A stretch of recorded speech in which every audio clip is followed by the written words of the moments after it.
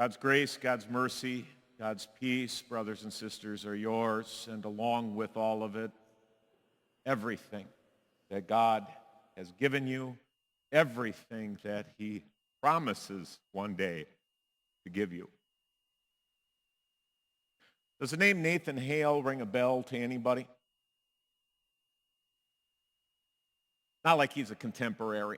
You'd have to go back to, at the very earliest, September 22nd, 1776, where you would find him in New York City in a British gallows with a rope around his neck, being hanged for treason.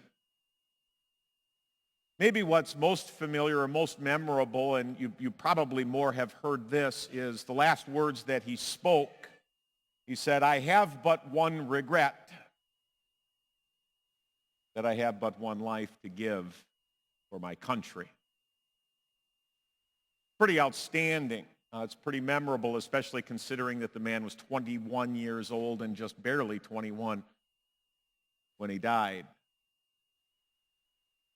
You think it's possible that at the end of our life we might get to a point where we could say, much like Nathan Hale, my lone regret is I have but one life to give in service to my God? An interesting thought.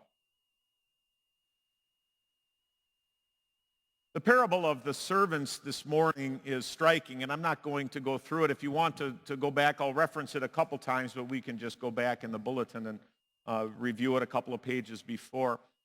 It is a striking example of what is good stewardship and what stewardship is, as opposed to what lazy or maybe indifferent type stewardship is. Obviously, the parable pivots not on anything in the master, but on the servants. And really it isn't the return that they get from the bags of gold that the master entrusts to them, but it really pivots on how they view their master. That just shows up in how they use the gold that was given to them. You see, the most important aspect of it all, and as it relates to our stewardship, is really in the first line there. Verse 14, again, it'll be like a man going on a journey who called his servants and entrusted his wealth to them. He entrusted it to them. Everything that he had, while he was gone, he looked at his servants and he says, "You know what, I trust you with everything that I have while I'm gone to do something with it." As it relates to stewardship, that says an awful lot about everything that we are. To the servants, the man gave differing levels of gold, right? And it really doesn't matter. One big bag of gold is an awful lot, as even if it's less than 5 big bags of gold. But it's the faithful stewardship of whatever is given. And brothers and sisters, God is telling us, he's telling you that he has given you and entrusted you with his wealth. And it's more than just money, you see. We believe and we confess what the scriptures do. The earth is the Lord's and everything in it, the world and all who live in it. Everything that we are, everything that we have, isn't ours. God's entrusted it to us. It's his. And if you think of how comprehensive that actually is, it's really impressive. You see, it's the wealth you have for sure. It's the talents and the gifts that you have that God hardwired into you when he formed you so personally according to his divine plan in your mother's womb. It means that if you have the gift of being able to sit down with somebody who is in deep despair over the loss of someone and just listening and being a comfort for them, if you can do that, God gave that to you. That's your bag of gold. It's one of the nuggets of gold in that sack that God gave to you. It means that, yeah, your wealth is yours, but think of how broad that is. It means, yeah, the bank account it's not yours, it's his. But it means more than that. That big, beautiful TV that you watched Wisconsin run for 350 yards yesterday on, that wonderful high-definition TV that makes sports so fantastic, it ain't yours, brothers and sisters. It's his. The nice car you drove into church to worship him in, that's not yours, his. You see, everything, the earth is the Lord's, the world is the Lord's, everyone in it, including you, everything in it, including everything you have. That's God's bag of gold where he says, my child, I entrust and give this to you to put to use until I come back. The wicked servant, it's interesting, was thrown out into the street at the end of the story, where there'll be weeping and there'll be gnashing of teeth, and you get what that really is, right? That's hell. Why was he thrown there? Is it because of some grave sin that he had committed, some terrorist act? Was it because he had finally been caught as a serial killer, or the doors had been swung wide open on his bedroom to find that he was a porn addict? Was it because of some wicked evil that he had done? And it isn't, is it? What did he do? Nothing. Nothing. And for that, his master ordered him to be thrown into the street where there'll be weeping and gnashing of teeth. That ought to have us begging the question of our own lives, of our own stewardship of the bag of gold that God has entrusted to us in our lives. An honest assessment of how we use the things that we have, how we use the gifts that God has given, how we spend the time in our life that God allows us. It doesn't take too long to realize you're buried in it up to here. The thing about the other two servants isn't that they were so great in and of themselves. It wasn't as if it was their fantastic business plan and everything else that gave them the return that the master was so pleased with. It began much farther before that.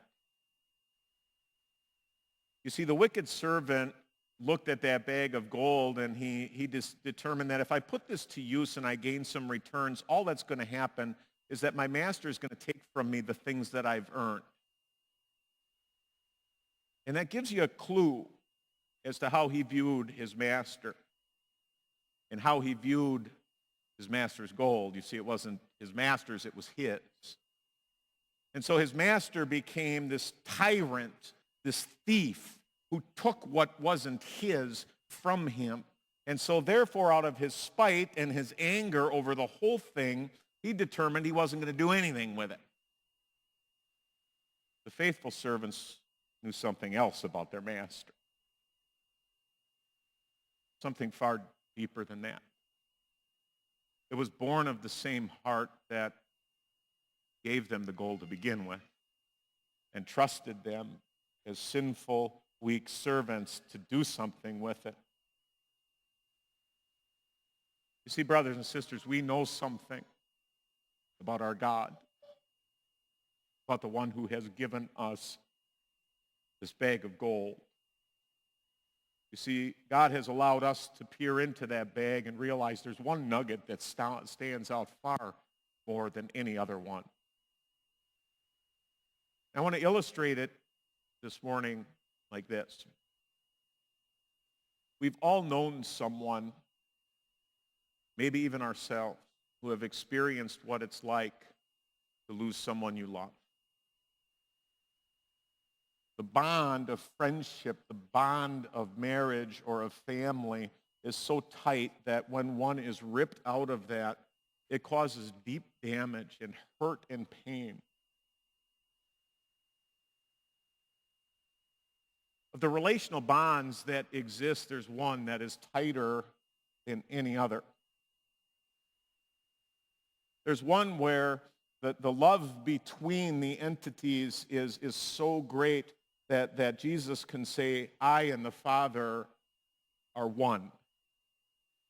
So deep their love for each other, so deep their satisfaction with each other that they are one God. And think of what God has done. God has ripped from himself his one son,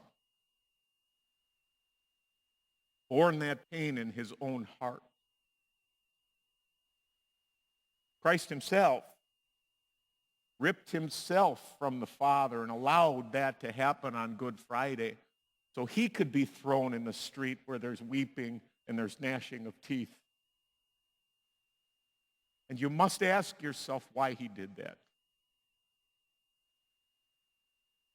And the nugget of gold that he has given to you in the gospel is this fact. He's loved you so much that he would rather himself be thrown into the street than to have to throw you there. You know that about your God. And that's where it all begins.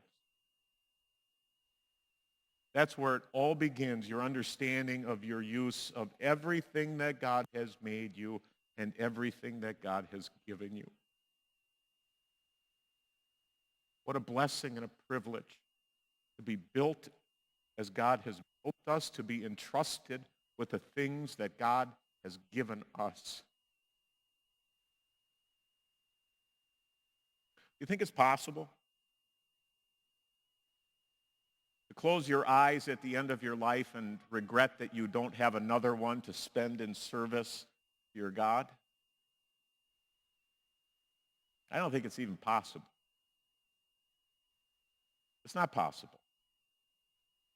Because the one that we serve said this, he who lives and believes in me will never die.